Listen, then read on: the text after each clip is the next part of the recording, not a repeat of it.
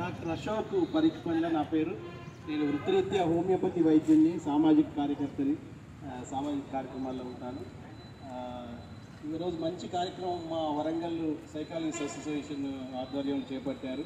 ఇది అందరికీ అవసరం ఉన్నది. మనం చాలా రకంగా చెప్పాలంటే ఆలోచించగలిగే ప్రతి వ్యక్తికి ఈ అవసరం ఉన్న కార్యక్రమం ఇది. మంచి కార్యక్రమం చేస్తున్నారు.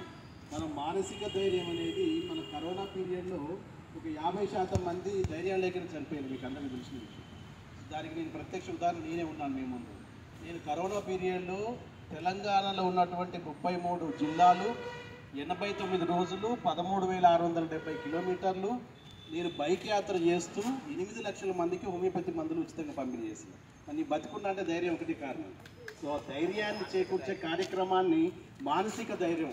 ఒక వ్యాధి వచ్చిందంటే వ్యాధి పట్ల జాగ్రత్తలు తీసుకోవాలి, జాగ్రత్తలు పాటించాలి, మనసా వాచ కర్మన పాటించాలి, ధైర్యంగా జీవించాలి. అది చాలా ఇంపార్టెంట్.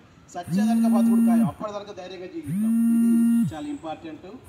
భయపడితే భయపెడుతుంది భయం, మనం భయపెడితే భయపడి పారిపోతుంది భయం.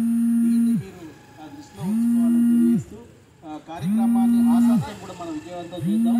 మా జిల్లా అధ్యక్షురాలు విద్యా గారు చాలా యాక్టివ్గా ఉన్నారు. అట్లాగే మా జాయింట్ సెక్రటరీ గారు, పెద్దలందరూ కూడా ఇచ్చేశారు. సో ఈ కార్యక్రమాన్ని కొనసాగించవలసిందిగా పెద్దలను కోరుతున్నాను.